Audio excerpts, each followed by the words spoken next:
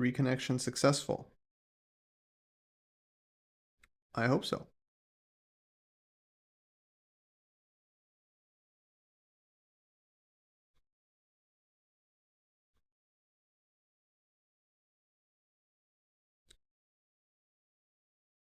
Okay, I think we're back. Looks like the internet dropped for a moment.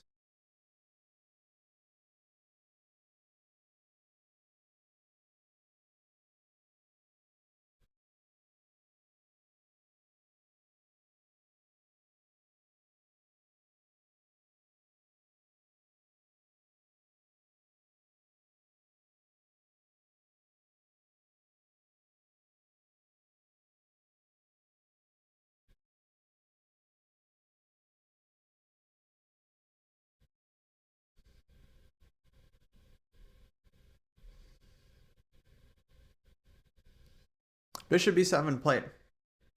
Oh, we're back. Good. Yeah, internet just dropped for a moment. Sorry about that, guys.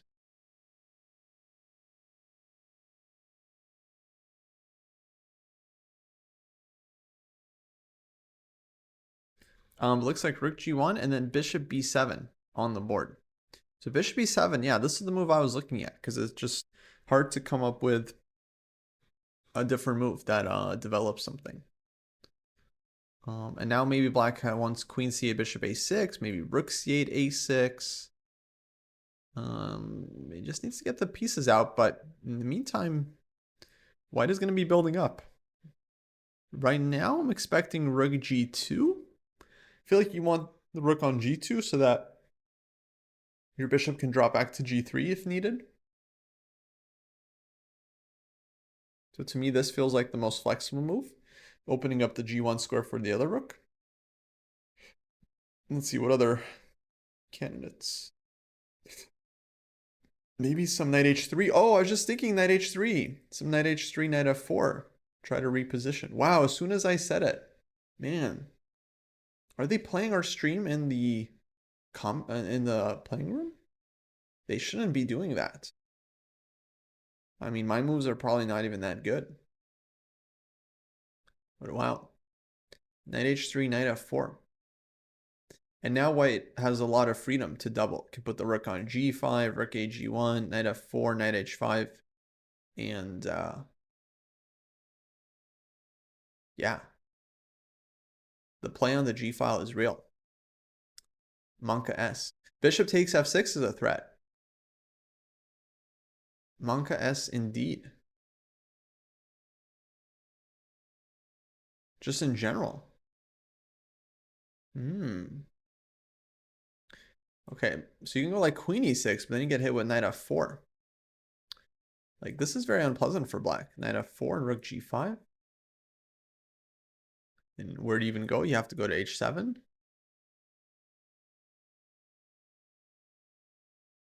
then maybe bishop g3, but this feels very, very nice for white.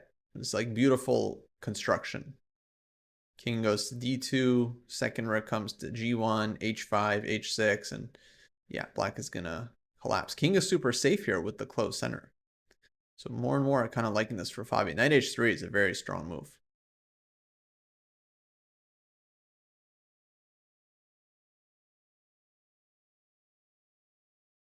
That is super annoying because we just want to take. Even if king moves over, we're still taking. And you have to double the pawns and then you just get mated. You just get absolutely mated. Do I think Aparin didn't play this dynamically enough? I don't know. I mean, it's not like this g4 thing is always winning.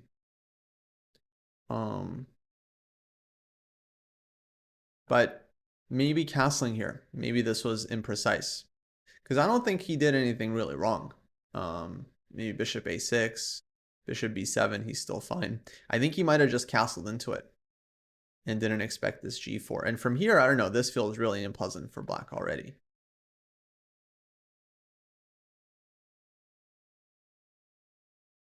Yeah, g4 always winning. I don't see why it could. I mean, he's gonna win this game, so therefore anything he does in this game can be repeated.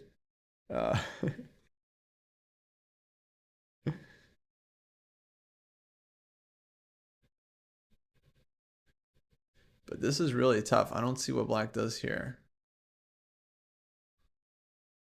Well, hold on. Maybe knight h7? You can try knight h7.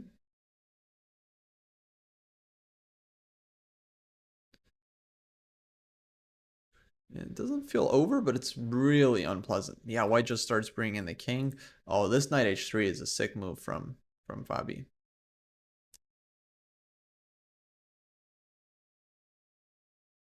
This is really strong.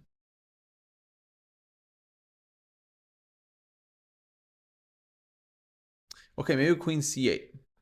Yeah, that's a good suggestion.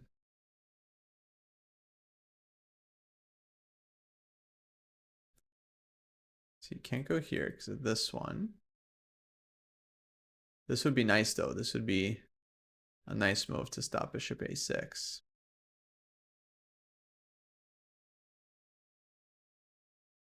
That's true. I did arrow knight h3 as soon as it was played.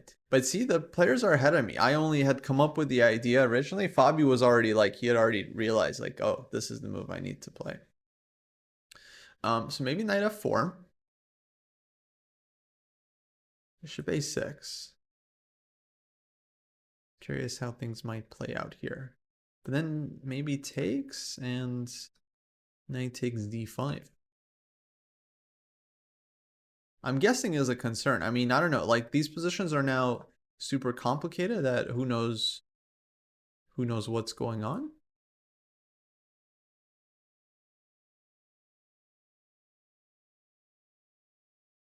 It was very hard to say, right? It's hard to bring the queen in. Like even this position, I'm not totally sure what's happening because black's pieces are quite active and it's hard for white to get the queen in. G5, G6. It's very, very complicated. Okay, knight h7 played. That was one of the moves we were considering. But knight h7, I didn't like that white could just go like queen e2 and start bringing in the queen. So I think queen e2 here is the move.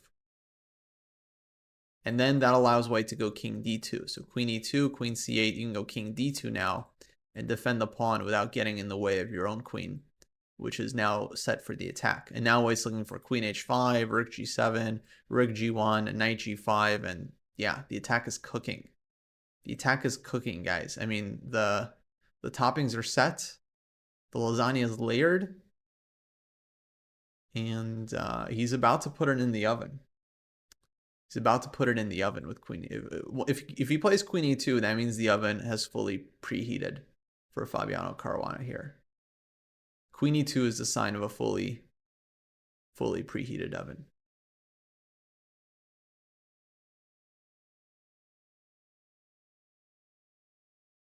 Oh, there's knight e5. Okay. Things are still very complicated. So queen e2, queen c8, king d2, knight e5. Wow, unexpected tactic. Things are still very, very complicated. Yeah, I don't know what's happening here. Takes.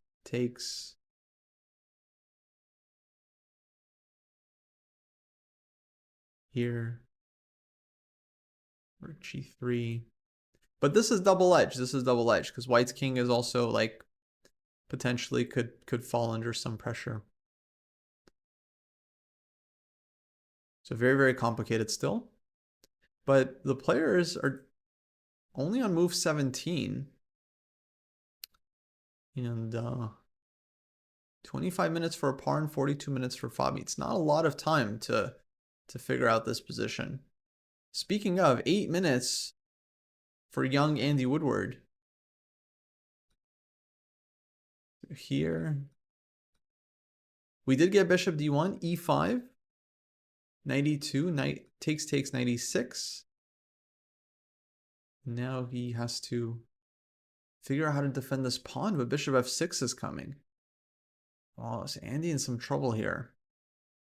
Andy in some real trouble. His bishop on d1 is defending b3, but now it's like sorely misplaced. And white just doesn't have a good way of defending the d pawn. Oh, not a good first game for Andy, I gotta say. Which is unfortunate. I mean, it's just like sometimes you get into these end games, you just don't quite know how to play them, and then everything kind of works out for the opponent. And here he just like overlooked this one idea. After rook d8, he played rook a1, allowing dc and knight c5. Maybe this was a key moment where he has to go bishop e1 to avoid any tricks on the d file. He's probably still fine. Maybe he's okay after rook a1 too, but this seems to be like key moments.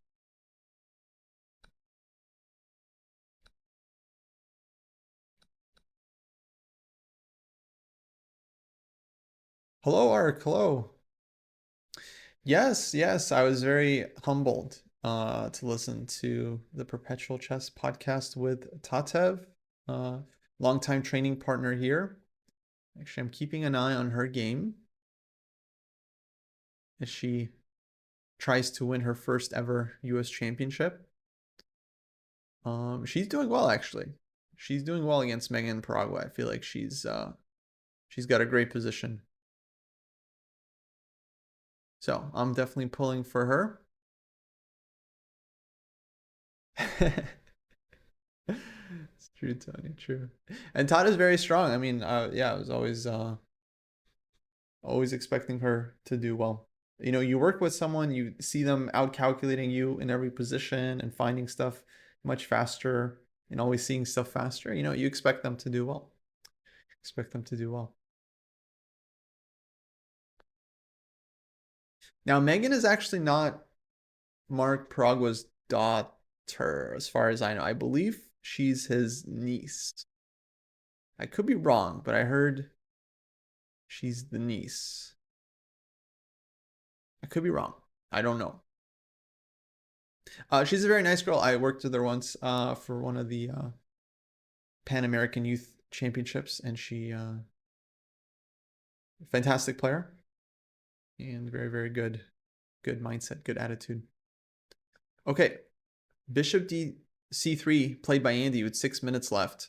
But what is he going to do on bishop f6? I don't know if he has something. It just feels like his pawns are falling. Maybe d5, but black seems to be able to just take on d5. Yeah. You guys think chess is genetic? Because Magnus and Hikaru are good. Well, yeah. I mean, they have good genes. Yeah, I don't know. I don't know. I think genes affect everything, right? So of course your chess ability is also going to be affected by your genetics, but I don't think it like makes up for everything. Like some players are said not to have great genetics. Like people say about like Fabi and Sam Shanklin that they're not the most talented players, but they're still like super strong grandmasters. So clearly it's not like all genetics.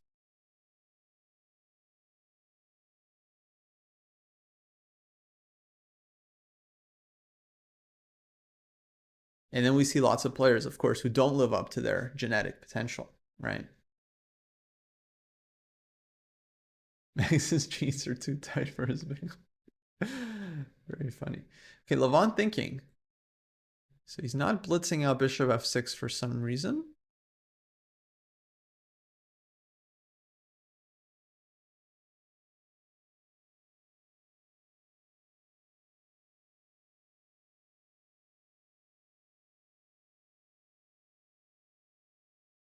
In general, I would say I don't think we understand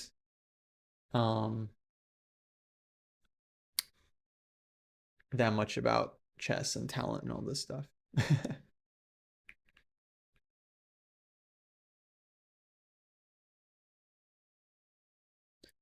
Okay, Levant thinking. Levant thinking, Fabi thinking. Ooh, a Wonder Liang against Mishra is kind of heating up. What happened here? Okay, this one we saw a little while ago. Queen b6, knight d2, knight g4. Mishra going after the bishop pair. Knight c4 takes on e3, hitting this one. Rook e3, queen b4. Takes, a3, queen b3. Takes, rook e1. Knight takes d6. So black wasn't able to defend this d pawn, but now his dark squared bishop is very, very strong. So it feels like black is still doing all right. Yeah, Noman, I mean that was what Dubov originally said. Dubov, I don't think ever said that Fabi wasn't talented. I think he said of the top players, he said he's like the least talented, right? I'm paraphrasing. Of like the absolute top guys. So he's comparing Fabi against like Magnus and Hikaru and Levon Ronian and saying maybe he doesn't have as much talent as those guys. But it doesn't mean that he has like no talent. So that's the thing about the internet. It's like people, they hear stuff and they read stuff and then they just like repeat it on Reddit and then someone else reads it. It's just like a big game of telephone and then people are left very, very confused about the whole thing. Yeah, Dubov said Fabi was short. Exactly.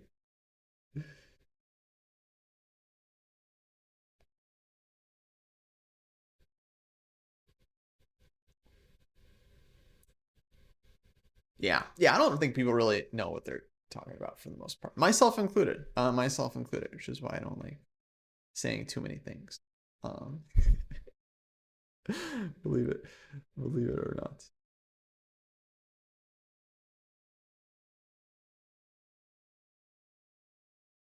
Yeah, I like what Kasparov said. Hard work is talent.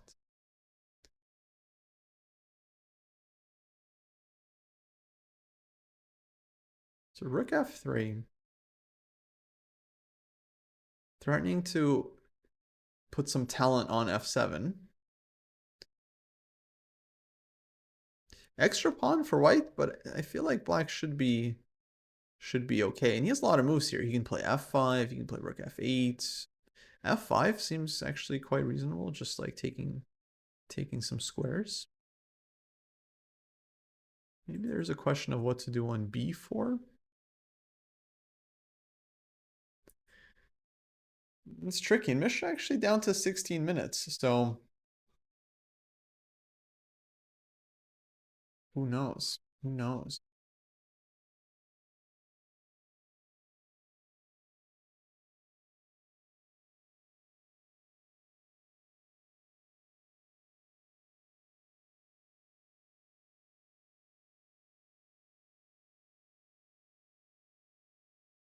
Okay, lots of games heating up.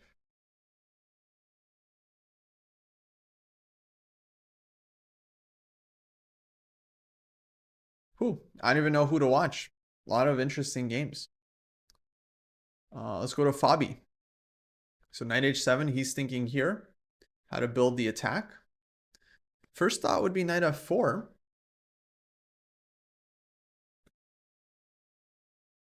But I don't know. What else? Knight f4.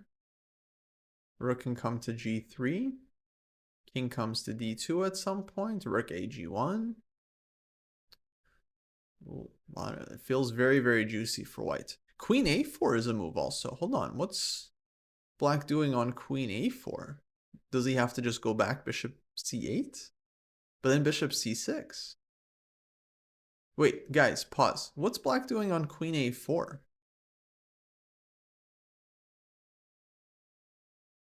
What Grigory has up his sleeve? There's no queen e6. Bishop takes d7. Queen a4, guys, is a very Yes, earlier I was thinking queen e2 in this position, but now I just noticed queen a4. It's just like, how do you deal?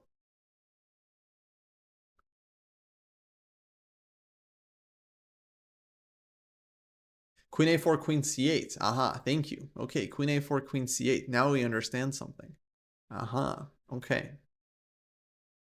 And then if you take, king up,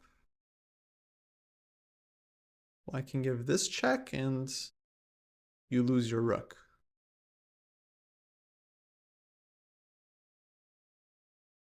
Yeah. Definitely it's queen c8. Now white could play king d2 here. And then again, ask the question. But I think black could probably just play knight f6. And okay, game continues. Game continues. So, all right, queen a4 answered. Yeah, originally I was thinking queen e2 here, which I still think is, but there was queen e2. This line was very tricky. We never quite, I mean, yeah, kind of impossible to figure out what's happening here. I think we were suggesting queen h5 or bishop here, or this idea with bishop f6 actually is, yeah, super interesting to try and take. But I don't know if it would work because the knight is on f6. But maybe rook g3 is the follow-up, rook ag1. So queen e2, queen h5, or knight f4. Could also start with knight f4. But 30 minutes for Fabi. So soon he's going to have to start making some decisions here. Some commitments.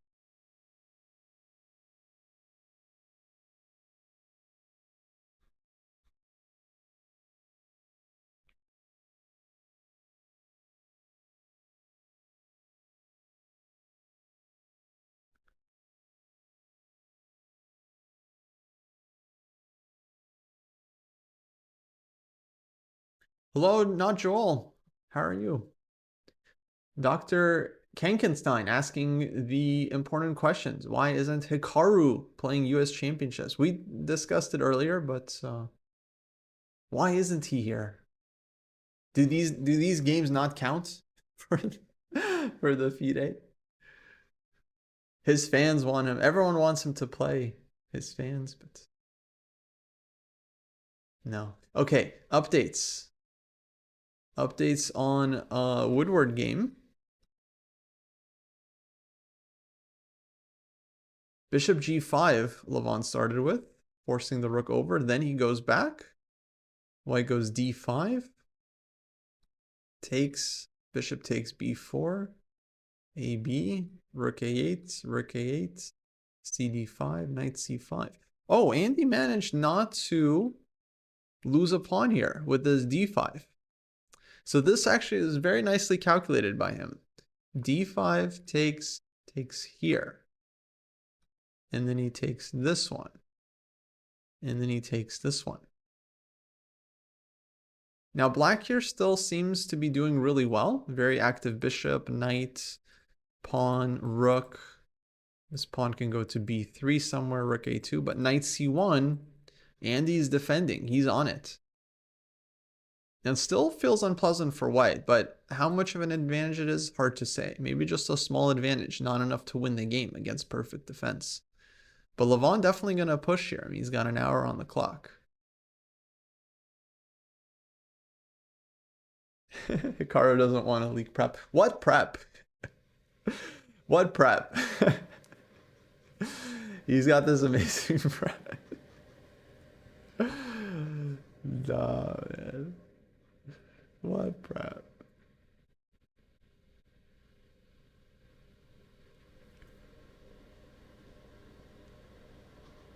And yeah, Levon specifically pushed the rook over for exactly their reasons, that he would have knight c5. Exactly. So that's what Levon was spending his time on back here. We were wondering, why isn't he just playing bishop f6? It's because he saw this kind of nuance to get a slightly better version of this whole thing.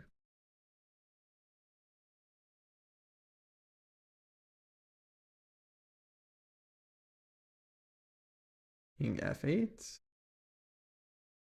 And he's just kind of playing the classic Russian technique, bringing in the king. I think actually very reasonable chances for black, especially given the time situation. I would say maybe 30-40% chance for black to win, and then 60-70% draw. To be fair to Hikaru, he probably had to choose between this and the online Comet thing. Yeah, I mean, tough to choose between those two tournaments. Yeah, US Championship, you know, historical, traditional event, legacy, Fischer, all this stuff. or some random offline open. Yeah, how do you choose? How do you choose? Most important tournament on US soil, Comet Open. How do you choose between those two? How many moves until the time control? They're on move 32 here. So 9 more moves to make for Andy, but he has a 30-second increment. So he's definitely going to make it to the time control. The question is, will he make it to the time control with a survivable position? Because he might make it to the time control, but if he makes another inaccuracy, he could end up much worse. If Black somehow gets all the pieces in, activates the rook, it could be very problematic here. So he has to be very, very precise with his remaining 4 minutes.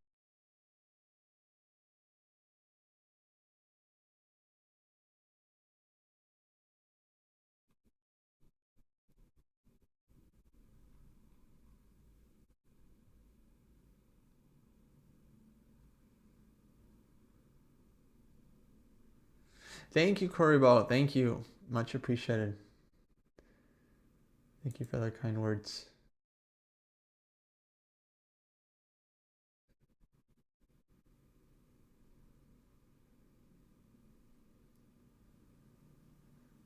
Question from Masky Chess. What I think is the biggest factor for winning a classical game at this high level? Um, yeah, it's hard to say. I think generally the reason players lose games is because they're under heavy pressure, and that leads to them making mistakes. Like one game we've been eyeing is this Caruana Oparin game where we've basically been thinking this whole time like Caruana feels like he's a favorite to win this one because it was like very sharp position and he's got this attack against his opponent. So it's like really unpleasant to face like an attack when you don't have a lot of counterplay. So I would say maybe that's the most common thing. It's like players, they get a position out of the opening with not a lot of chances and then they end up misplaying it.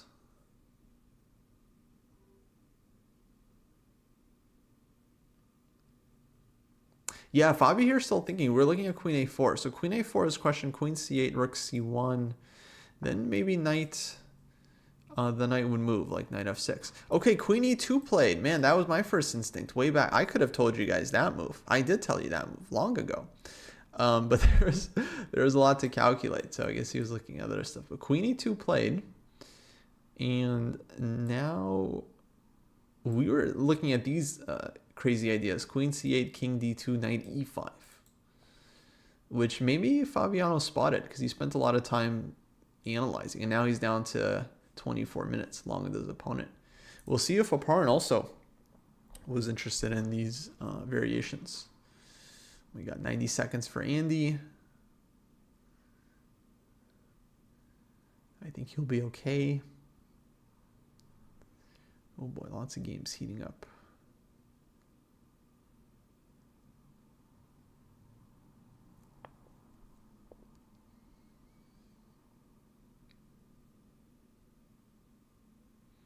Yeah, they got the stream on the delay in the playing hall. Yeah, that's probably right. So finally caught up to the moment where I said Queen E2, and then he played it. Thoughts on the Searching for Bobby Fischer, the book? Never read it. Never read it. I really like the movie though.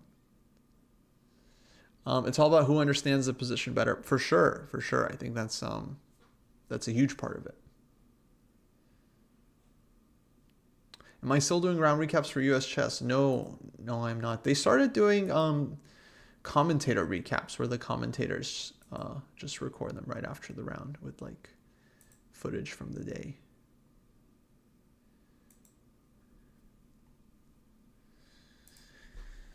Okay, Queen E2 played. Now wait, something caught my eye in one of the games from the women's section. This game.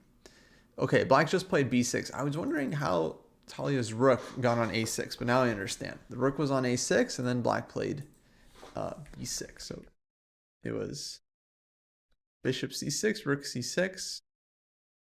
Rook went to A6 to go after the A pawn.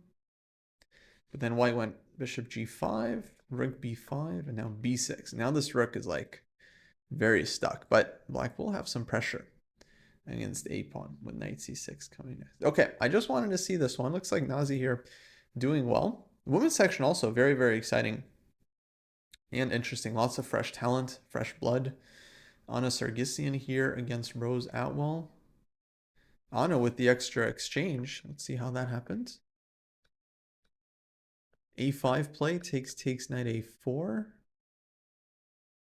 Knight d6. b5. Knight a7. Knight b6, winning the exchange. Now, okay, white has the work cut out for them. It should be much better for white, but black has a lot of squares for her pieces. Let me check in with Tatev. Tata was doing well. Knight d4. White gave up the bishop. Knight a2. f5. Knight c1. g5. Love g5 for black. You get to play g4, knight f4. So knight b3 play, knight g6. Rook e1. And now Tatev is thinking. Hasn't rushed with g4 yet, I guess, because white just goes knight d2, and then you'll have to figure out, because your pawns end up under fire here. Can't go f4 so easily because the bishop takes g4. So black here is thinking, could play f4, could play knight f4, could develop the bishop somewhere, like bishop d7, bishop e6. Not sure about d7, but maybe bishop e6. A lot of options here still for black.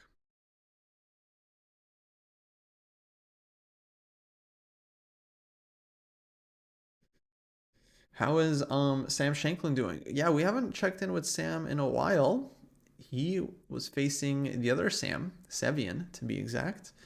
And they had this Caro Kann endgame. We missed a lot of moves here, but looks like black kind of sacrificed a pawn here, or white ends up winning this pawn. But I think black is holding on very comfortably here. Like he's got a great blockade on the light squares, and it's really hard to see how white actually makes progress here. It's hard to maneuver the knight without dropping this pawn. Bishop can't really do much. So to me, black's position looks absolutely fine. Not sure if it's more than fine. I think probably this one is close to equal. But I feel like I would rather take black, actually, if I had to pick a side. I don't know why. Just feels like black's position is a little bit easier to, like, I don't think white can really do anything, and it feels easier for white to blunder. And if white somehow blunders like the pawn back, then black could easily end up better. So I kind of feel like I would rather take black's position a little bit. Do I think chess has changed from trying to make the best move to making the most likely to make your opponent blunder? A lot of the forcing lines used to be considered best, you're not seeing. Yeah, so like the openings have changed in the sense that players are no longer trying to play the most direct moves out of the opening every game. Like not that long ago, players were always playing like the most ambitious, like Rui Lopez, Open Sicilian, and all this stuff. And then, you know, as openings get more and more analyzed out, players realize that the most forcing lines, they all lead to draws. And so a lot of the top guys, they try to find less known paths so that they can try to outplay their opponents. But of course, once the game starts, you know, you're still trying to make good moves. It's just that there's not always a best move in every position. Most positions have multiple reasonable moves, right? Or even if the engine says one move is 0.2 better than another move, that's just the engine's opinion. So it doesn't mean anything necessarily.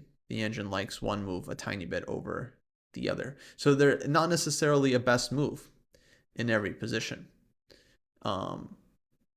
But rather you have lots of options. And some options make it more difficult for the opponent to play. Some options make it a bit easier for them to find moves. So that's kind of, I think, what players are looking for is moves that pose problems for the opponent. Because I don't know if there is like an objective best move, right? If there's multiple moves that the engine thinks are roughly equivalent, then none of them are objectively going to be the best. It's just a matter of which one is most unpleasant for the opponent or more natural. If that makes sense. Perhaps Fischer was right with his chess 960. Perhaps so. Perhaps so, you know. It'd be interesting to live in a world where we're thinking about the game from the opening moves and it's not about how much we've all remembered. I don't know. I don't know. Don't shoot the messenger. Don't shoot the messenger. I'm just saying, maybe it'd be cool to play a game where you're thinking from the start instead of just trying to recreate theory all the time. Well, yeah, I think I'm supposed to play like c4 here. I think I have to like bishop d2 was.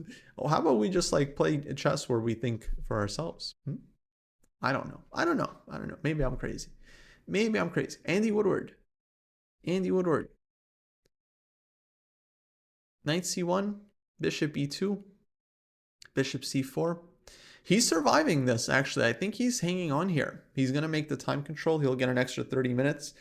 And then opposite color bishops, the position is not so difficult, I think, for white here. So I think he's gonna hold this one. It's equal material, but technically white is the one that has the better structure, given that black has two double pawns. So it's almost like white is up a pawn here. It's a very meaningless extra pawn in that sense, but still, I think white is looking okay. Oh, b5 though. Okay, Levon has something to say about that. b5 is still asking some questions. He wants to trade off these pawns and then be more active in the resulting endgame. So still, it's not over. Not over yet here for Andy. People when they have to think during a chess game. But Fischer was not always right. That's true, actually. Just because someone is correct or has an interesting opinion on one thing does not mean that everything else they say is also correct or interesting. That is so true. And I think that goes for pretty much all people, I would say.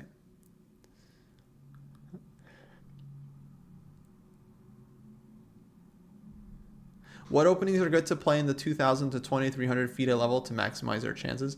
In general, I feel like there's lots of good options for the openings. I think everyone has to find openings that work for them, that kind of suit your natural style.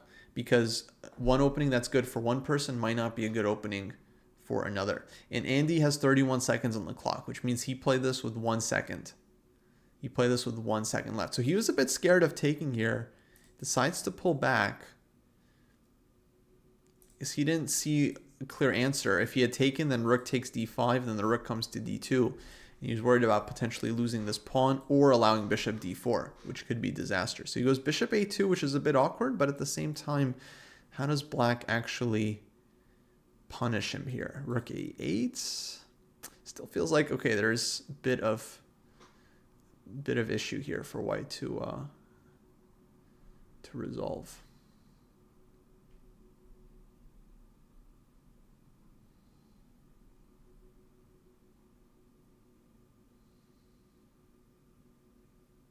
Yeah, there's a lot of history with the game. So it's hard to say that Chess 960, of course, is better. There's a lot of history. You know, it's cool that we're still building on the theory of the past, you know, hundreds of years and stuff. So I don't know. It's hard to say. I do think one day we are gonna switch to 960 eventually.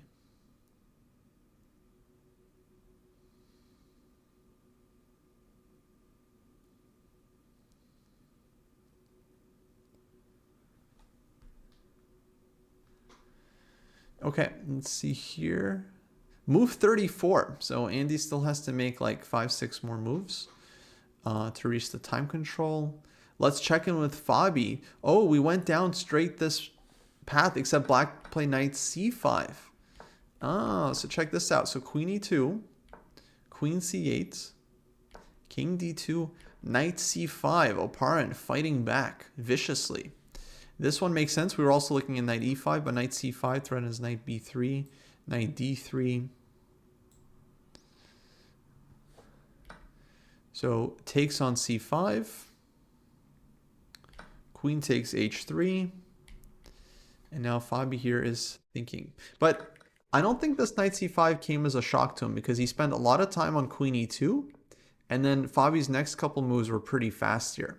So king d2 was played in 30 seconds after a 20-minute think. Man, Fabi's time usage is so interesting because like he blitzed out his opening. Then on e3, okay, he spent 6 minutes here. Then on g4, he spent 18 minutes. Blitzed out his next couple moves. 18 minutes on CD5. Next couple moves were pretty fast. And then 21 minutes on. So he tanks and then he plays the next couple moves quickly, and then he tanks and he plays the next couple moves quickly. Like very professional. So here King D2 was quick. Knight C5 he took quickly, so he was expecting. Queen takes H3, and now he's kind of tanking here again to figure out the direction. I mean, super sharp position. I mean, this is hanging. Okay, he goes Queen H5 finally. Ooh, with a threat, guys. He's threatening Rook G7, Bishop F6. Remember, tactics are on. We are playing with tactics. So if it's White's move here, he's gonna pound Rook G7. Gonna pound Rook G7 on the guy. So Opara needs to figure this out.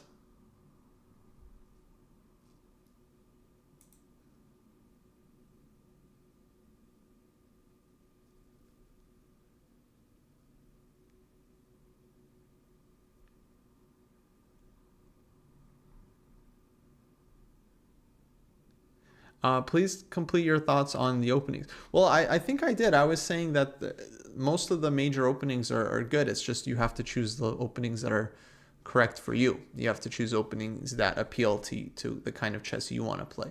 There are no just like vaguely best openings. It's not going to be anything you're surprised by. E4, E5, Sicilian, French, Caro. These are all good. It's just you have to find the ones that work for you. Do I think it's inherently bad that if sub 2000 player was able to get a draw as black against the master in OTB classical game just because they had memorized the line of the marshal? Yeah, I mean, bad is a strong word. I don't think it's like a bad thing, like morally bad. But yeah, I do feel like it kind of takes some of the fun out that, you know, you can just memorize moves and then just play them.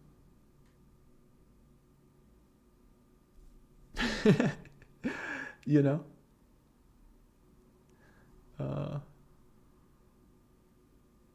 Yeah, I don't know. Like, let's say you're playing Scrabble and you have different words you can make, but you already memorized, like, okay, if I have these letters, I should make this word, and if I have these letters, this is the best word to make. It just kind of takes some of the fun out of it, right? It's like you're not coming up with your own ideas.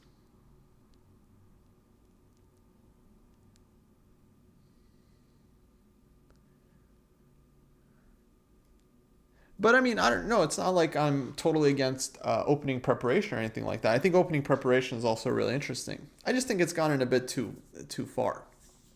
It's just gone in too far. Now it's like you can just learn everything overnight. Yeah, if knight f6, rook takes g7. So rook takes g7 is a massive threat here. So I'm not sure what black has to do. Maybe bishop c8 to defend the queen. Maybe pull the queen back with queen e6.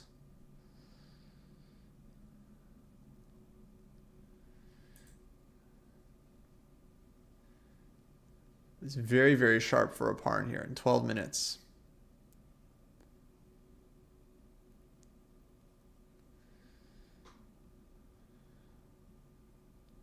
I just described Scrabble. Look, guys, Scrabble is not fun, okay?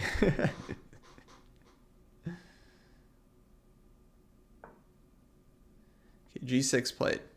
G6 was also a very, very possible move because the tempting sack, rook G6, queen G6 after king H8, I don't quite see. Oh, there's rook G1, rook G8. Okay, so there's no quite follow up there. Bishop F6. Okay, let's put it on the board. So this would be the first thing the eyes are drawn to, but I think black can defend like this. And then take, and then here, and I don't see more than a draw for white. I don't see more than a draw. If you guys see something, you let me know.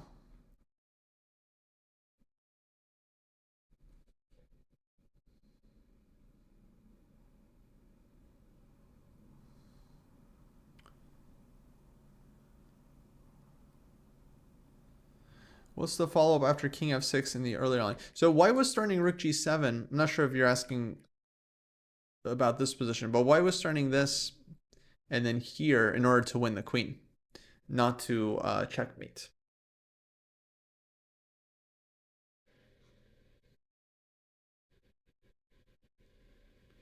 Oh, bishop d7 at the end. Okay, I'm glad I paused. So it's my job, guys, to lead the analysis. It's your job to find the bishop d7s. Okay, so hold on. Let's be clear. g6 is on the board. Oh, and Fabi played c6 already. Oh, so Fabi's on top of this. He's calculated something. c6 maybe is stronger, but let's just look at this line. Because this was very forcing. Threatening mate. Here, take, check, check. And then you guys were saying here? Oh, and like this kind of thing.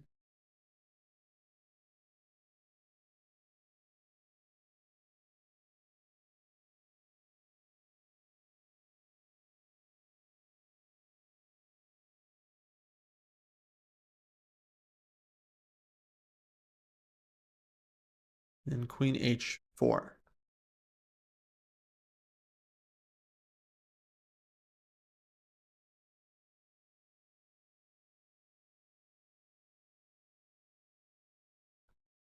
So maybe with queen on f6. Like this. But then, oh, yes, because we still have this one.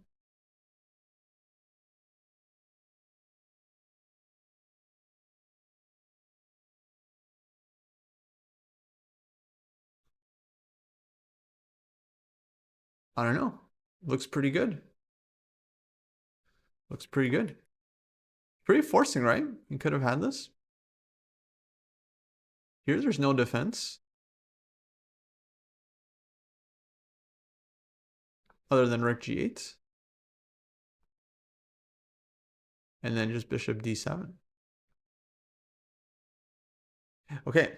Oh, guys, look. We have c6, bishop c8, and now he's sacked. Oh, welcome to the dojo.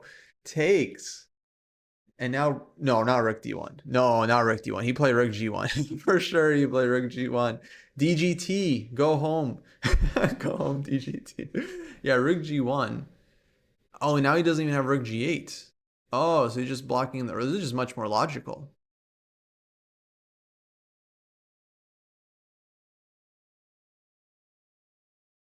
It's much more logical.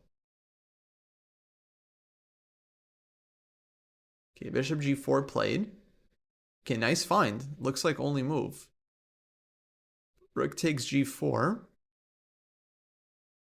And rook f7. Rook f7. Wow, Paran. He's still defending. So takes. He has queen takes g4, but it looks like what black's position is lost. Like this c pawn is just way too strong. But okay, it's still king is open. White's down the exchange, but I would expect takes bishop g3 is winning.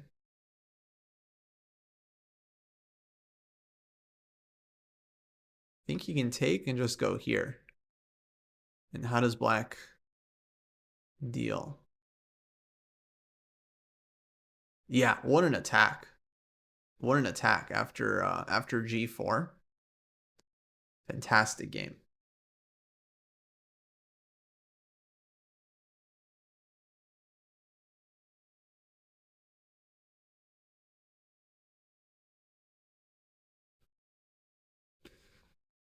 Oh, he just starts bishop g3. Oh, it's probably like way more convincing. And the fact that he played it fast, like I think Fabi knows he's just completely winning here. I think if it was complicated, he would spend more time and calculate. Oh, that's it. Oparin resigned. Wow.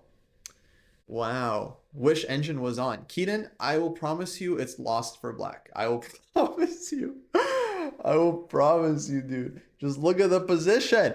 Just look at the position. You need the computer to tell you that this is busted. Look at the king. Look at the... Do you see how many squares it has? Not many. Dang. Bobby. He's like, you're fired too. He's like, oh man. Oh, brutal. Brutal. Absolute masterclass.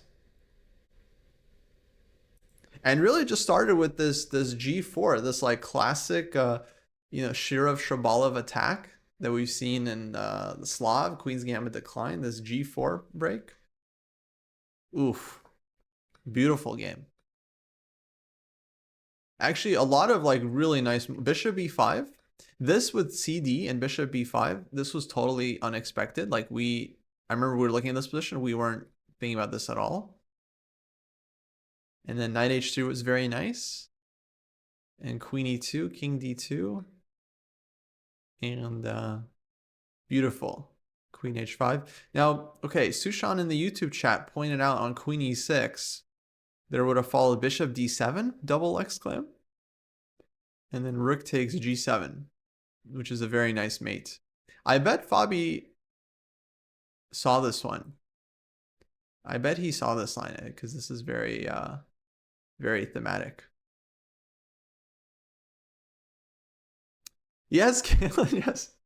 Yes, you were right. I mean, I also thought Fabi was going to win, but I will maintain that 2650s generally don't just collapse, and that this position would have been difficult for anyone, actually. 2750, 2850, super, super tough. I mean, Fabi, he's like one of the best attackers in the world when he's got a position like this. But yes, you are right. The 2650 did lose in this game against Caruana. Bold prediction. Bold prediction.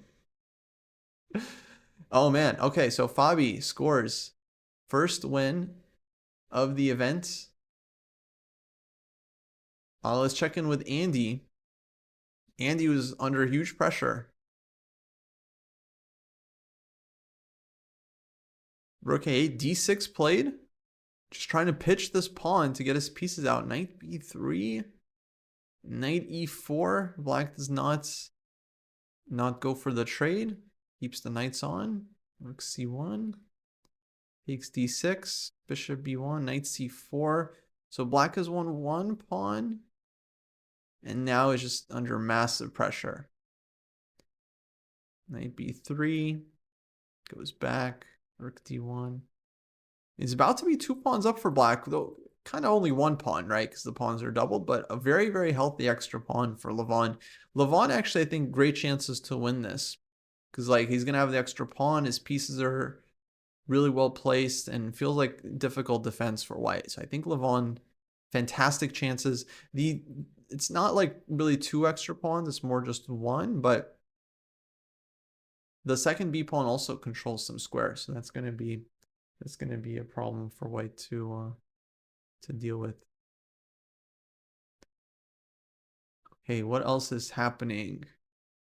I just noticed this game. Hold on, Jennifer Yu against Anna Zatansk. We're gonna switch to the women section, guys, here, because this just got very, very hot. So takes h4. Jennifer here playing white side of Queen's Gambit, declined.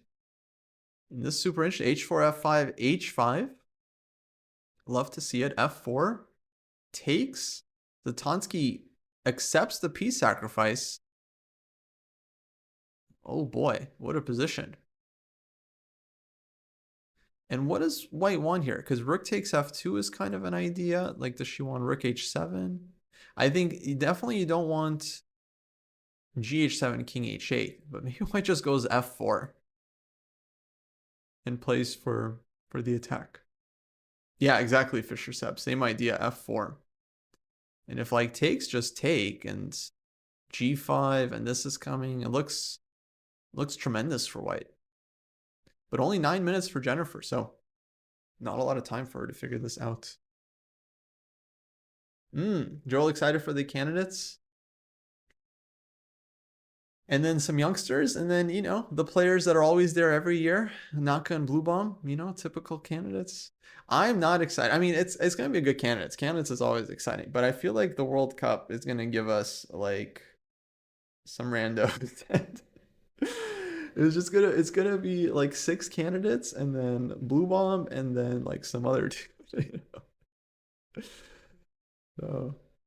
So it's gonna be interesting time. You know, there might be two Abasovs this year. Might be 2 Abasovs. Okay, I just want to stick with this game until Jennifer plays f4 because this move just looks so tempting and I want to see it on the board. Rook h7 also possible, and like rook takes f2, just king g3. And then the rook is hit, and you want queen h1. And rook h8 is even a threat too, right? Okay, so yeah, just sample line. If white goes rook takes h7, rook takes f2 check, king takes g3, hitting the rook, queen f6. And then rook h8 doesn't work right away, but queen h1, black doesn't have any decent checks. But okay, king f8. Oh my god, it's just super messy. Check, take, like, I don't know what's happening here. Maybe it's working for white. Like, if black doesn't have an attack, then maybe white can get away with this. But f4 feels very tempting to me, but not an easy call. Not an easy call at all. gh7. Okay, that was the last move I was expecting.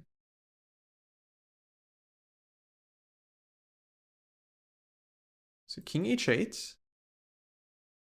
And then maybe white wants f4. And just playing with, like, eventually take this one. So 3 pawns against the piece. Wow. Sharp stuff.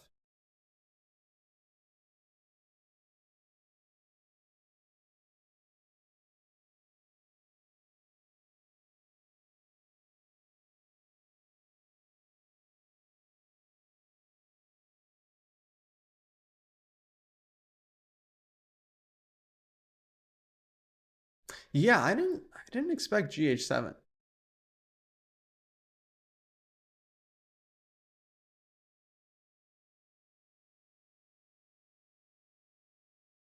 Another umbrella action today.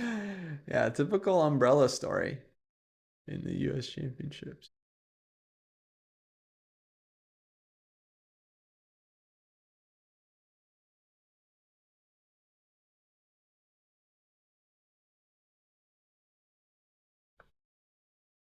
Okay, king h8 played, as expected. Doesn't gh7 block the h file? No, it does. It does. I mean, white gets a very nice pawn on h7. Like, this pawn is there for a while. So this, I think Jennifer is playing this not for, like, the attack, but rather for the pawn storm. If you imagine, like, the queens were off the board, then I think white would have a really nice position because these pawns are just kind of like rolling. The queen's on the board. It's a little tricky because it's like actually black is the one that's kind of going to have counterplay against the king. Now black's king is super safe. And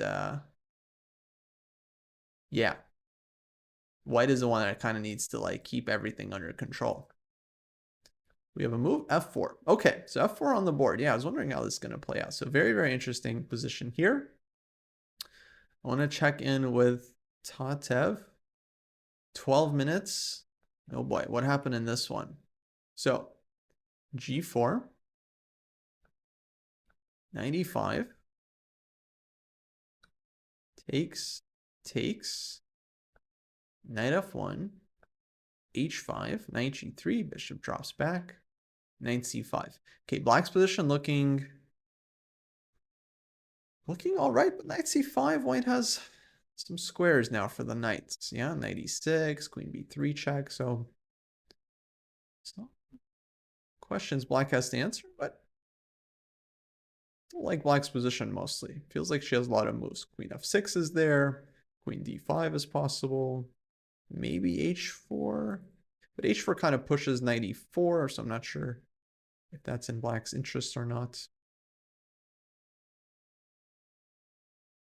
Yeah, Tata, maybe one of the dark horse candidates in the women's, because she just had such an amazing last couple months. Got her IM title after many years, got 1 GM norm now. So if she keeps up her form in this tournament, I think she can definitely fight for the top spots. But so many things in chess, guys, comes down to just like nerves and just like this game, I think black was better early on, but now it's going to be a sharp time scramble and pretty much anything can happen. So one faulty decision can spoil a player's chances completely.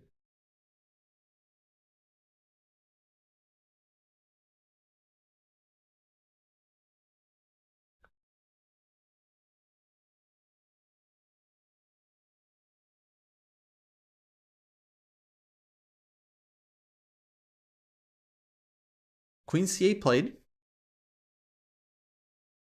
Defending here, defending here. Now queen b3 check. Black still has bishop f7. Nice retorts. Okay, what about Irina Krush against Alice? Oh boy. Oh, Irina sacrificed a piece. Wow, this first round, huh? Very, very exciting. So c5 we saw queen f2, looking to use the knight on h5, g6, and now e4. Now Irina last night, guys, got inducted into the US Chess Hall of Fame.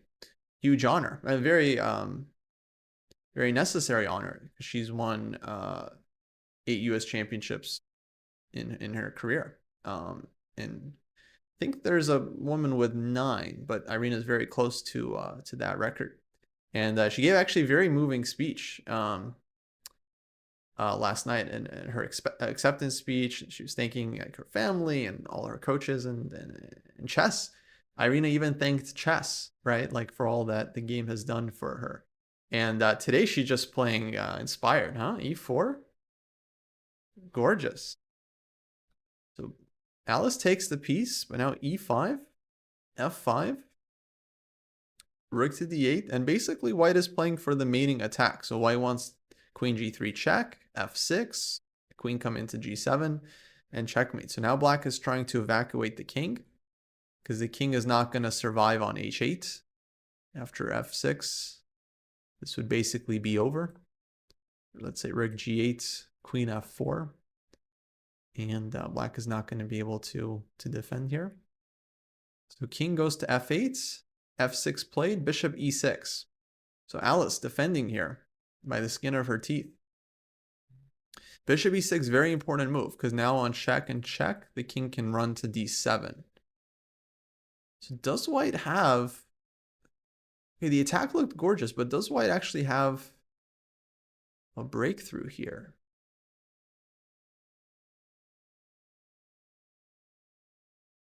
You could try maybe bishop f5 idea with the threat of check, check, and taking. Bishop a4. Oh, the other direction. See, guys, it's up to me to explain, and it's up to you to find bishop a4. Oh, so check and bishop a4. That's game. That's game. I mean, the king is not going to survive this. She just starts with bishop a4. Oh, even sicker. Even sicker. Oh, that's cold. That's cold. She's like, this, it's not your year, Alice. It's not your year. It's still my year. I don't know, but Alice isn't ready to give up. Okay, bishop b6. But this is still here, so white can maybe just defend this one. And doesn't... Yeah, black has no way of saving the queen without getting mated. So I think just rook to d1. I mean, you could probably give this pawn up and you're still winning, but you don't really want to. The last thing you would want is to take, give this with check. Knight comes out to c6. Black has 2 pieces for the queen because you already sacked one. Your stuff is hanging. Like, okay, should be winning for white, but you kind of want to get the best possible version. So I feel like rook to d1 here is just killer. Yeah, played. Ooh. Fantastic game from Irina to start off. Hello, post. What's up?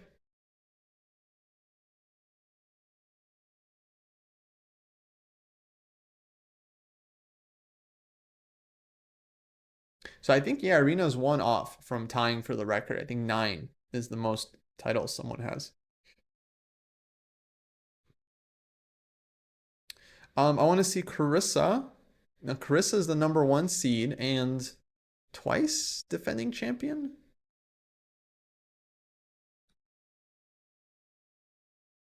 And she was trying to push against Atusa here.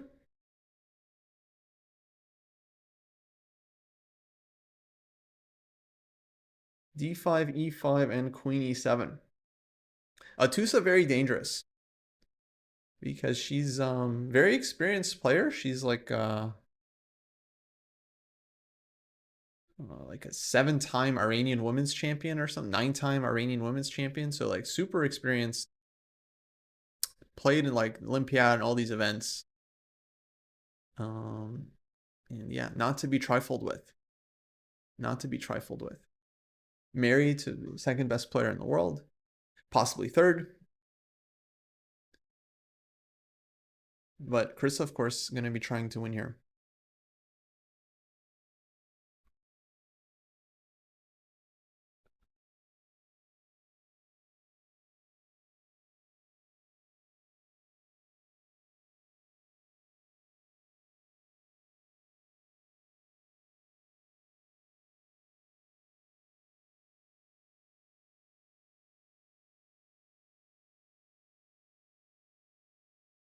What woman has 9 U.S. titles? I think someone, Jackson in the chat mentioned. Oh, you saw Noman. You saw it. Cool.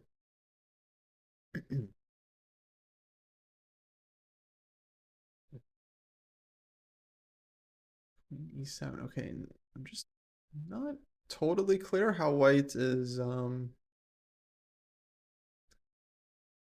defend the pawn, because bishop A1 allows knight A3, and bishop just came from C1, but maybe bishop just goes back to C1 now. I guess there's also queen B3. Okay, so queen B3, bishop C1 are kind of the two moves. Maybe bishop C3 also possible. Kind of like bishop C1. Feels like the bishop wants to be on this diagonal and not so much looking at these pawns, but maybe queen B3. I kind of want the queen here as well. Yeah, I feel like bishop C1 is more natural for white.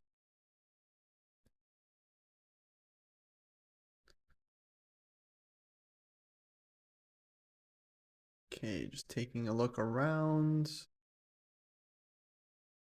Oh, Rose has now sacrificed 2 exchanges. Hold on. So we had 1 exchange that white won. And then white won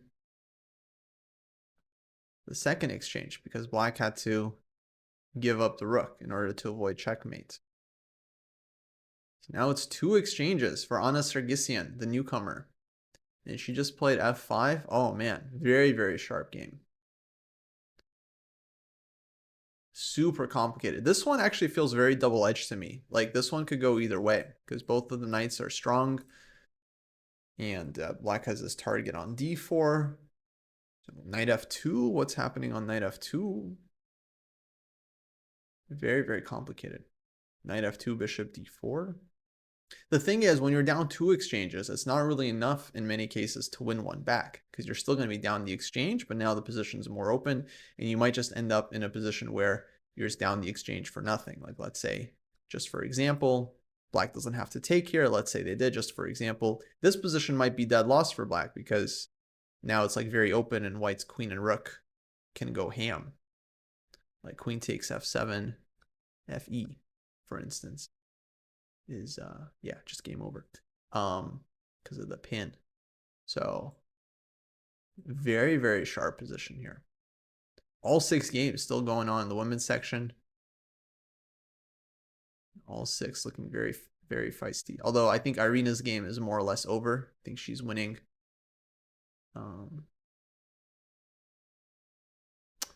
Should be winning handedly against Alice. Oh, knight f2, fe6.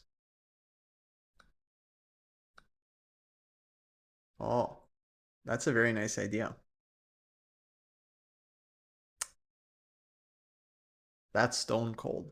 That's stone cold. Yeah, actually, I totally overlooked this, but that's really nice. Just, yeah, g6, but you just here, just come in. Oof. So f5, looking good for white. If takes, Probably just takes back.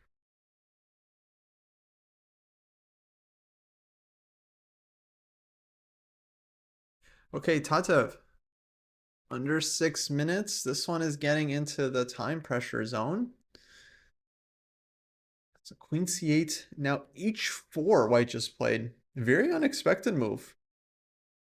Allowing the en passant, but then looking to target the h-pawn. I don't think black will take en passant, though. I think black is happy to just kind of keep this pawn alive as a weakness.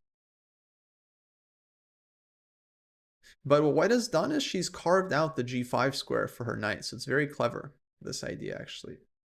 Who knows? I mean, I think white has been worse, but 5 minutes each for both sides. So this is really, really double-edged.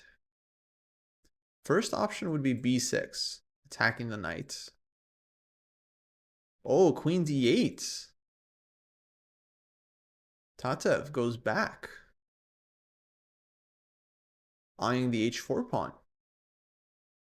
So she's allowing knight e6. Wow. And she's sacking the exchange. Queen h4, knight f8. I think she just wants rook f8. It's very sharp. I can't say it's obviously good for black, but it's just going to pull the queen back and go h4. Very double-edged.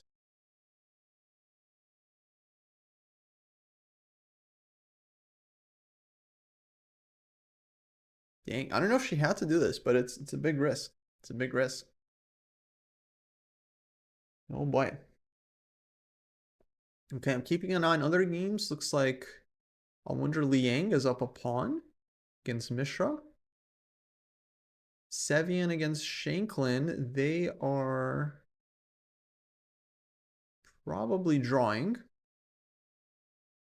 They got this position here. The Battle of the Sams.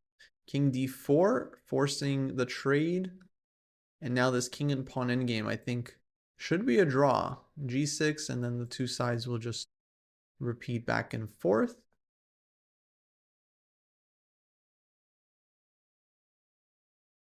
Andy, he's under big pressure against Levon. And then Darius Schwartz against Ray Robson. They have this heavy piece endgame. Looks like, I feel like I would take black here, but oh wait, white's up a pawn. White's up a pawn. So Darius with some chances, actually. Darius with some chances. Okay, let's go back to Tatev game. 96 on the board. And I think she wanted queen takes h4. Maybe queen f6 is possible as well, going after f2. But in the end, white would just go rook f1 defending. So queen takes h4 played. Now we're expecting knight f8, rook f8.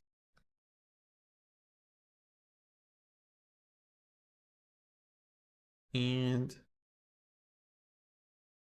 okay, so you guys were talking a little bit about this position. So now like we have ideas. Bishop h6, rook f2, bishop e3 check. Would be pretty brutal if allowed. But of course white has some time to deal, though. Can't say this is a very pleasant position for white. Bishop f1 would be my first thought, to open up the rook, allow us to defend f2 from the side.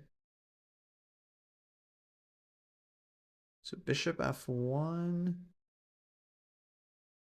there some knight f3 idea? Take. I don't quite see it. Feels like black is great compensation. We have a pawn for the exchange and a lot of active play, but yeah, not so easy. Thanks for following, folks. Thanks for following. We are planning on covering pretty much every round of the US Championships if we can. At least I'm hoping to do as many rounds as I can. And I think David is going to be joining during the weeks as well. So hope you guys are ready for some classical chess coverage. Such a fun tournament to follow.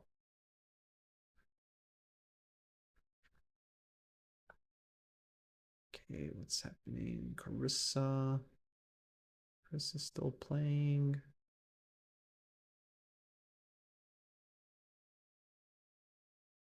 Bishop f1 on the board. Queen b3 check is possible, but it doesn't help white's position that much. Black can move the king, maybe bishop f7. So queen b3 is there, but I don't know how much this gives for white. I like this move bishop f1.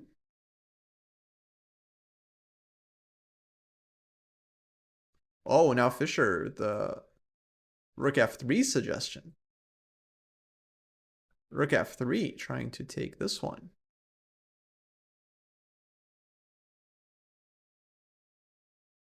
Wow, it takes its mate.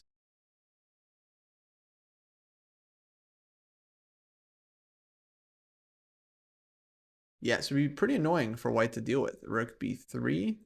Enough with the guys, enough with the tactics. Come on. Come on, have some respect for everyone. Enough with the tactic. Rook b3.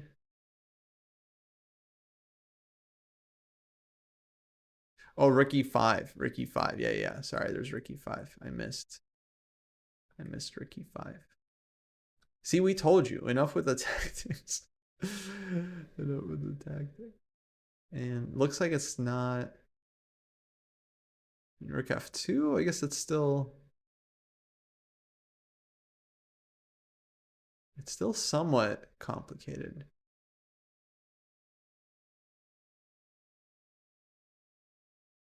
But yeah, I don't quite believe in rook f3.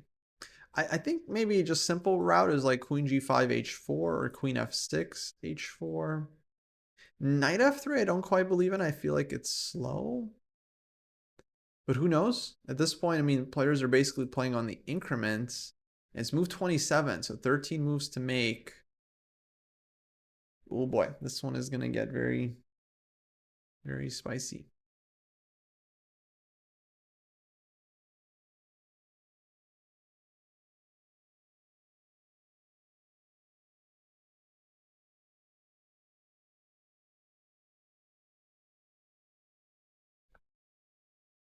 Okay, queen f6 played. Hitting f2. On 94, we just take. So I'd expect like rook b2 here from white. And then on h4, at least knight can jump to e4.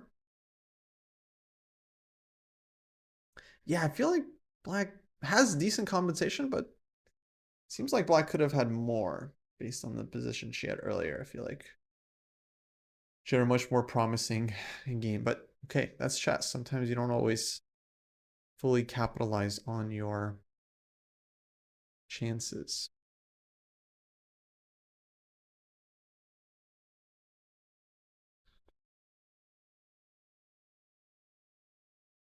Okay, Megan's thinking here, expecting rook b2.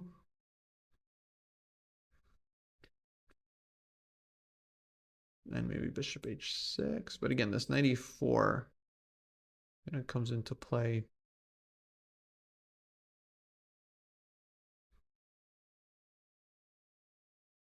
So I don't know. Scary.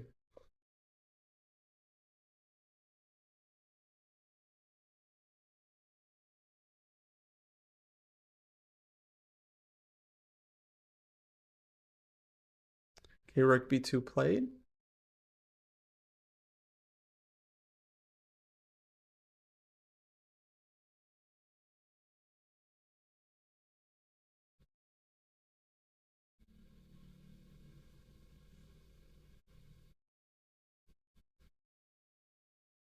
Tanev gonna have to come up with something here.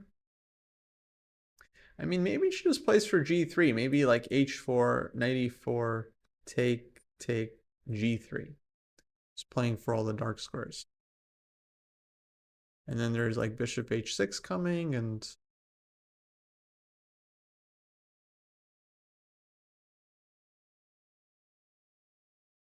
hard to say. Hard to say. Ooh, a lot of games in time trouble. Carissa now has 3 minutes. Oh boy. People are running out of time.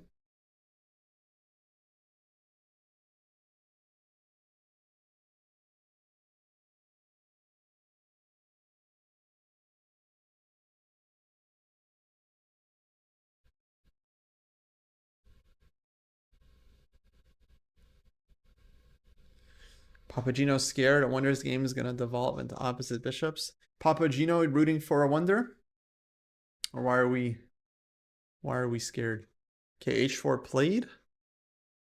Expecting knight e4 here from white.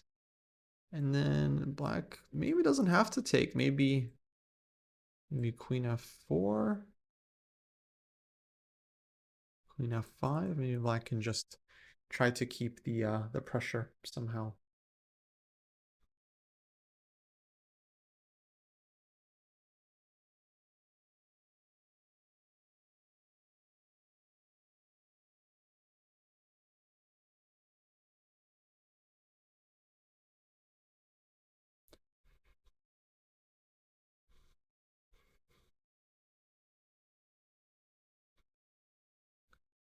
h4, white thinking.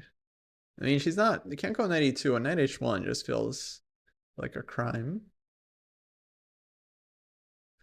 Maybe black just wants to keep the pressure with queen f4 and then try to play h3 and knight f3 check.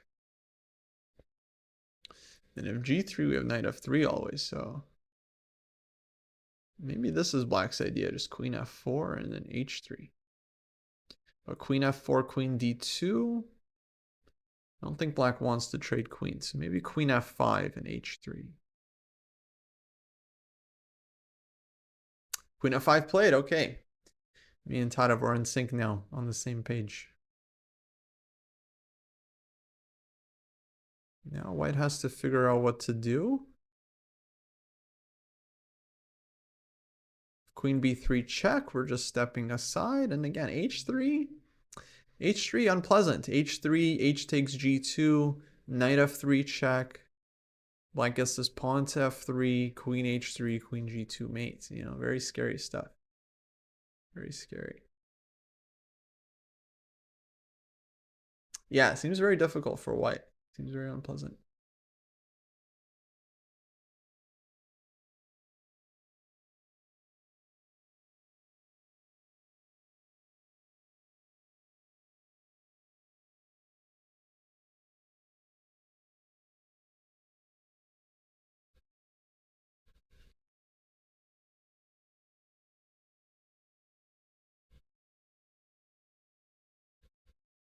c2.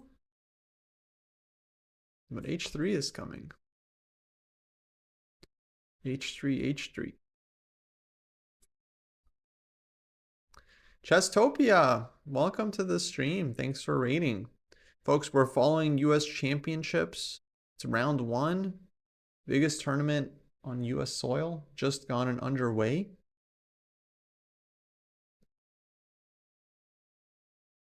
And yeah, lots of exciting games. We already have one decisive game. Caruana won his first game against Oparin. So he's leading the tournament. And here we're watching, we're basically in time trouble right now in both sections. We're watching the women's here. This is Megan Paragua against Tatev Abrahamian.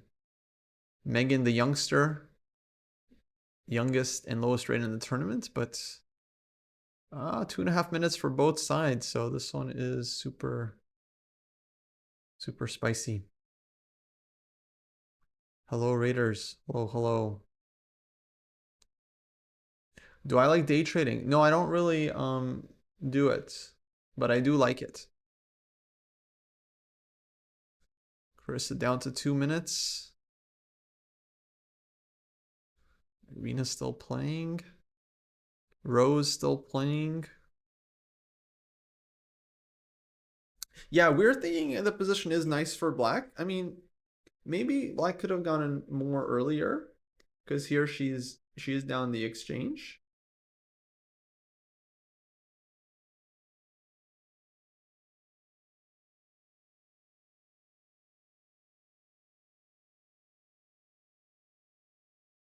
Is knight f3 check possible? I'm not sure if it was working there, but h3 I think is much more natural. And now Fischer Seb thinking queen g5, hg, bishop g2, queen takes, and then knight takes d3 at the end.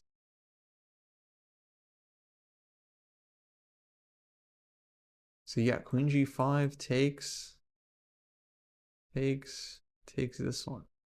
That looks really nice for black, winning back the exchange. Bishop d5 check, king h8. And this hangs. Okay, we have moves. No moves. Okay, knight g3 play. Knight g3 is logical. Getting a tempo. Maybe we'll see repetition, but if queen f6, knight e4, and I think maybe this time black does takes here. Bishop takes, knight f3 check. Hard to say, super hard to calculate this with no time on the clock. I'm not sure if we're actually okay here as black, because if white can defend, then we might just end up down the exchange. So knight g3, queen f6, knight e4, maybe black just repeats queen f5.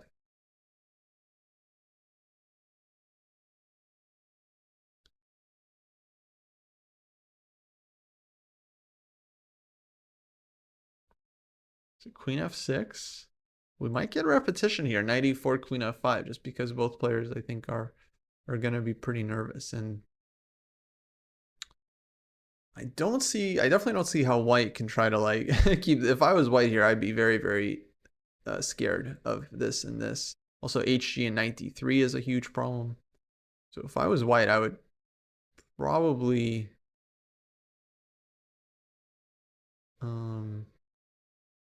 be happy with the draw here.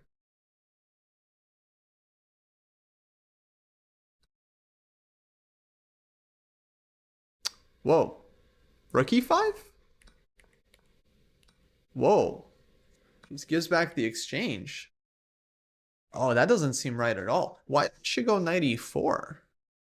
Why didn't she go knight e4, guys? Oh, maybe takes and like...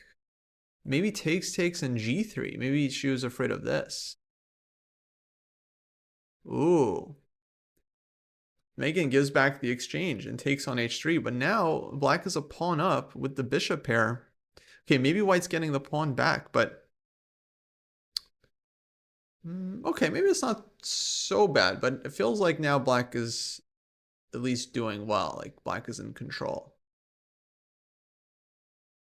Maybe takes, king h7, bishop h6, and so on.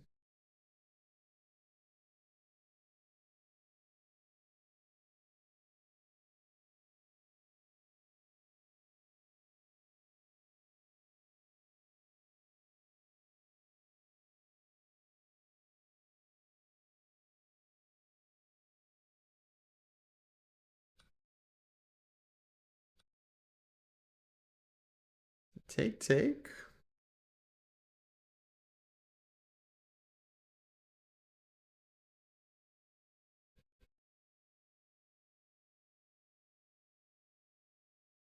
Now 90 seconds for Tadev, but seems like black should have a lot of decent moves. Rook f4, king h7.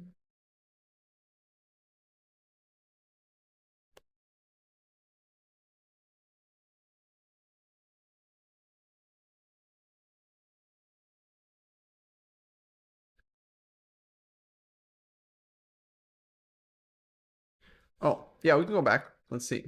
So we were looking at this queen g5 line. Take here. And rook b3. But yes, this is covered, yeah. So h3 is not a problem. I think black is doing all right here. King h7 played. Nice, good move. Looking to take over the dark squares. I feel like this is nice for black. White's rook is really far away from the game. Seems like black is doing well here.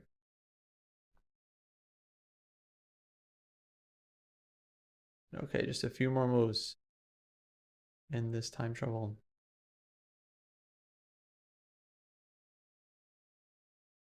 Yeah, Sushan asking how not to crack under time pressure and how to play applying pressure to the opponent. Right, it's not easy. Yeah, basically the question is like, how do you play good? It's hard to play good moves when you don't have a lot of time. So it's just like a matter of experience. So I don't know if I can give a great answer to this. Like you have to play well. It's like, how do you play well? Well, you have to work on your game. So the way you play well in this situation is by doing a lot of training leading up to the tournament and becoming a good player.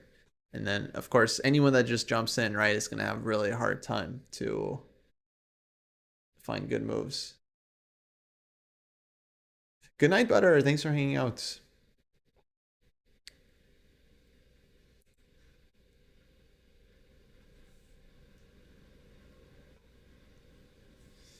Okay, bishop g2, bishop h6.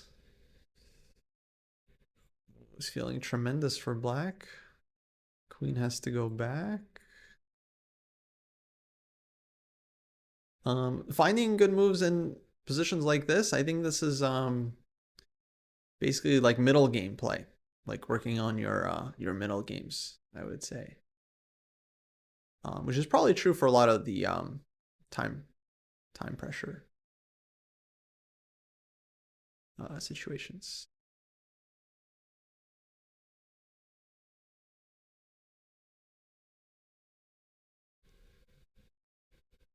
Oh man, everyone is in time trouble in the women's section, right? Like every game is down to 3 minutes, 4 minutes. Oh boy. Carissa. Under a minute. Her position is very, very complicated. Although I kind of like Black's situation here. I feel like she's got some great yeah, I think Black is actually doing great here. I think Atusa is having a great game right now. So Carissa in some trouble. Irina, oh boy. Oh boy, what happened to Irina's game?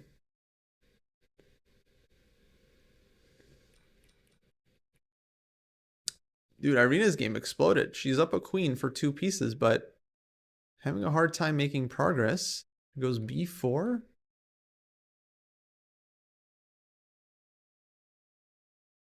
Oh man, this one could turn around, but I think she's still basically under control. The queen is going to swing around here soon, and unless black can create some drama with bishop g4 and rook g4, which I don't think she can, looks like white should still be converting this one. Anna Sargsyan against Rose. Oh boy, rook h3 just played. Looking for some mates, but yeah, it's 2 exchanges for white. Very active rooks should be completely winning. I don't think black has enough here. So Anna, I think looking good. Nazi against Talia. Queen e4, h6, rook b1, knight f3. Both knights were hanging. Knight a5. Both knights saved. h5, rook g8, king h2. Takes. Okay, very chaotic position here. Hard to say who's playing for the win. But seems like if we go for the end game, that one should be close to equal.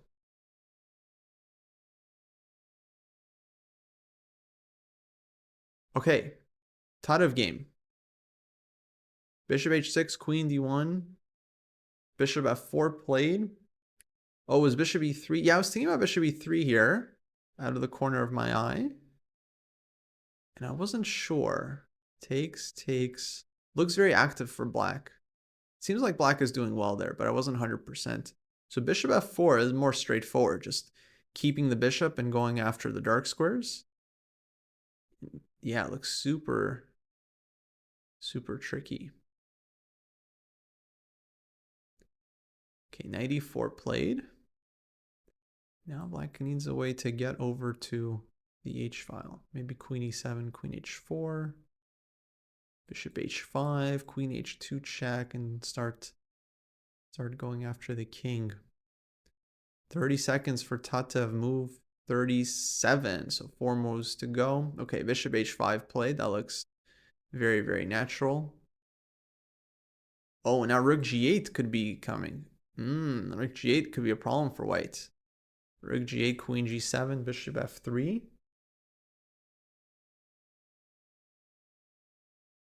Okay, queen c2 played. This is defended, so now maybe rook g8, intending bishop f3, among other things. So rook g8, if queen c5, bishop f3. Or you can trade in bishop f3. Yeah, trade first, so that there's no knight g3. So take, but white can take here. Hold on, so this one, there's still knight g3. This is not so easy. Take. Or even can take back and this. Okay, but actually this would be pawn down endgame. Not sure what's going on here. Oh, there's knight f6 too. Knight f6 check as well. Yeah, so I think queen c5, maybe bishop f3 first, like this. King f1 played. Yeah, white gets out of the g file, which looks very scary. Now, wait, can black sack and go queen g7, bishop f3? Not sure. Maybe just queen g7 right now, actually. What is white doing on queen g7? Ooh, it's very sharp. White might have to play f3, but then probably bishop f3.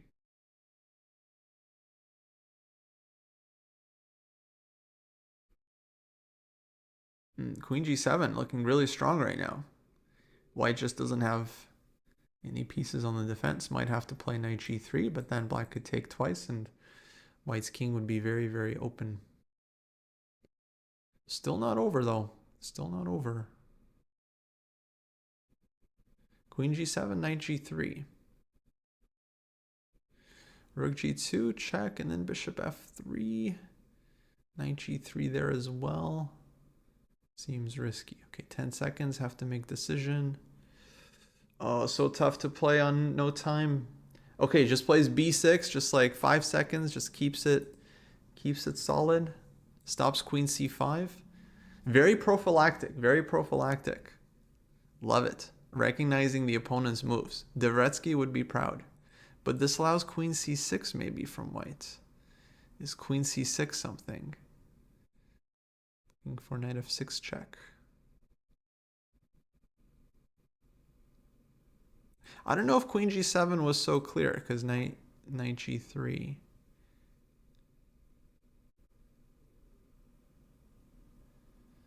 Did she miss queen g7 or nurse? I mean, what's the difference? Why are they mutually exclusive? Okay, queen c4 played. Rook g7.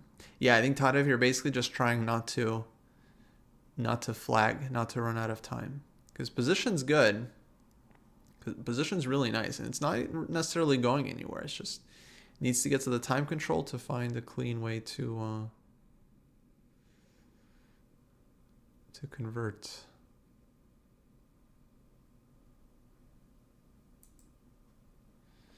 "20 seconds for Megan. She has to find a move. Oh, this is move 40. Oh, they made time control. Okay, so now they're going to get 30 extra minutes here, so white doesn't have to make a move here. She can let the time run out and get an extra 30 minutes on the clock. Okay, so they made the time control. Black's position looks pretty nice here. Let's check in with some other games. Looks like everyone's made the time control.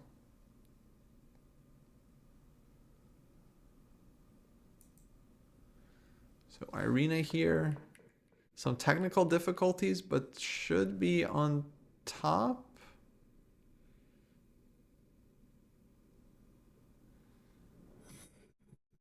But not so easy. Should have played queen g7. No, she probably saw queen g7, but even I, if you're watching the commentary, even I wasn't sure, right? Oh wow, queen d5. Queen d5, what a move Megan just found. Oh boy. She might be saving this game, actually. If she gets into the end game, then definitely might be saving the game. But yeah, so as I was saying, like queen g7 wasn't so easy because there's still like knight g3, takes, bishop b4. Like this isn't necessarily the easiest thing to calculate. So yeah, Sushan, like it's not. I know you play tournaments, so you understand. Like it's when the clock is ticking, it's very hard, right, to play good moves. Right, it's just a very difficult situation. So it's not like you. It's not like, oh, if I was them, I would just play the best move. Like it's not that easy, you know.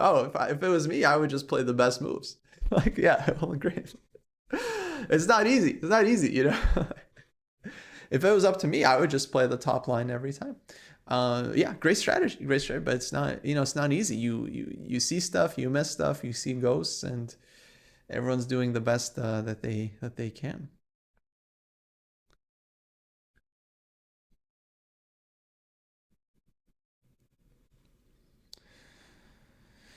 Yeah, who knows? Who knows?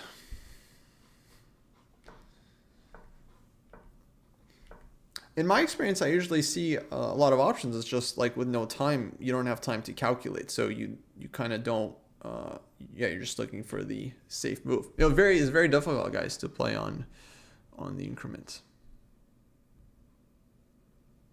Yeah, but I mean, if it was up to me, I would simply just play all the right moves until I have a tactic, and then I would play the right tactic and then win the game. I don't know why they're not doing that. Actually, it's really weird. The strategy is so obvious. Just play the best moves, and then when you have a tactic, find the tactic.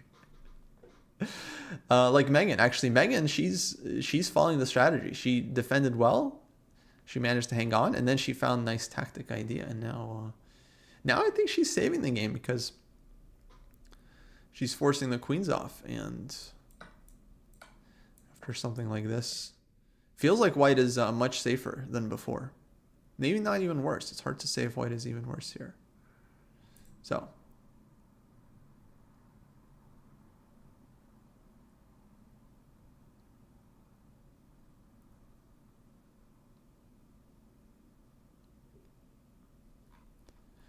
okay, let's see what happened in the other game. So Anna Sargsyan, she won her first game against Rose Atwell. Rook c2. Looks like Rose might have resigned here because rook e2 is coming, and yeah, then white can even just give the two rooks for the queen, and black's position collapses. Okay, let's go to Andy's game. Andy down to 6 minutes against 7 minutes trying to defend this endgame, which is going to be very, very hard. Very difficult.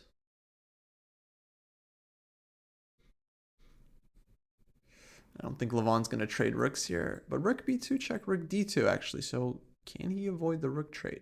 Maybe black can't avoid the rook trade. With the rook trade, that gives white a lot more chances to save, but still 2 pawns down.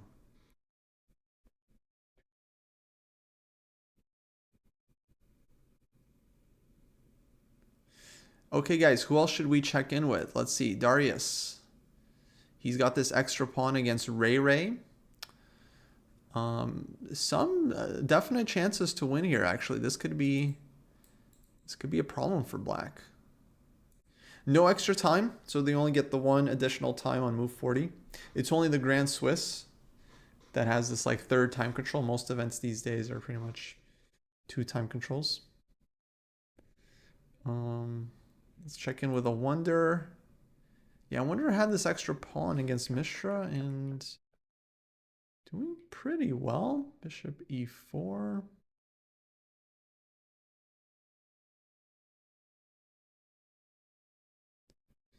But this one feels very quite drawish now because of the opposite color bishops. Feels like black has good chances to save. Mishra, very, very good defender. We saw a bunch of games in the Grand Swiss that he managed to save. So really, really solid. Solid on the defense. Any Armageddon type tiebreaks? No, I don't think so. I think the only tiebreak they might have is like they'll probably have a playoff at the end if 2 players are tied. Okay, knight c5, expecting bishop c2, but I wonder we'll keep pressing this, trying to squeak out a win. So far, only Fabi has won in the open section. I think Levon has very good chances. Very good chances for Levon to win. Thank you, Mav. Thanks for hanging out. Hopefully catch you next time. So we'll see if Levon is able to convert this. Darius might win against Ray Robson.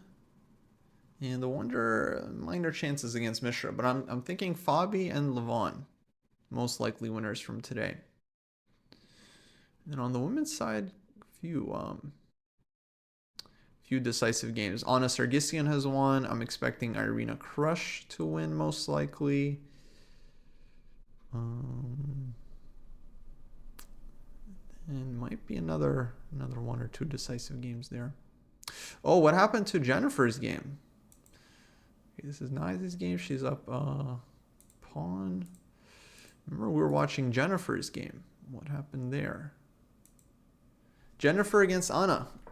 Okay, Jennifer managed to win back her piece somehow, but at the cost of all her pawns. Just want to see what happened. So we saw this f4, queen f3, and Anna gives back the piece to try and stabilize the situation, get some counterplay. Rook e8.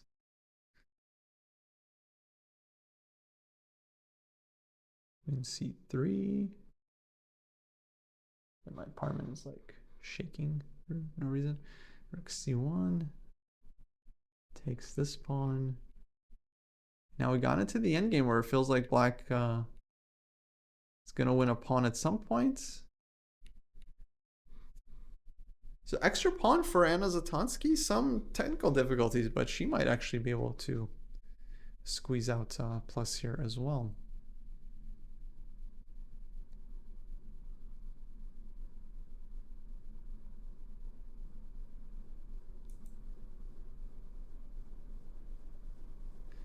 Pairings are fixed. Yeah, it's a round robin, so they have their pairings for the rest of the tournament already. Actually, guys, it's been about 4 hours. I think I gotta wrap it up here as we get into the second time control. Yeah, I gotta get outside and see some sun before the day is over. But thanks for hanging out, folks. I'll probably send a raid over to St. Louis so you guys can watch the rest of the round there if you're interested. And yeah, we'll be back throughout the rest of the tournament. Maybe with David or Jesse to cover more games. So I'll be back tomorrow and then the next week's. So yeah, guys, thanks for hanging out. And hopefully see you tomorrow. Thanks all. Man, what a find by Megan, huh? Finds really nice move. Otherwise, it would have been pretty difficult for white. Okay, folks. Here, let's let me find our Twitch so we can raid. Thank you all for following. Hopefully, you guys tune in again tomorrow for more coverage. It's day 1 of the US Championships. Thanks all. See you next time.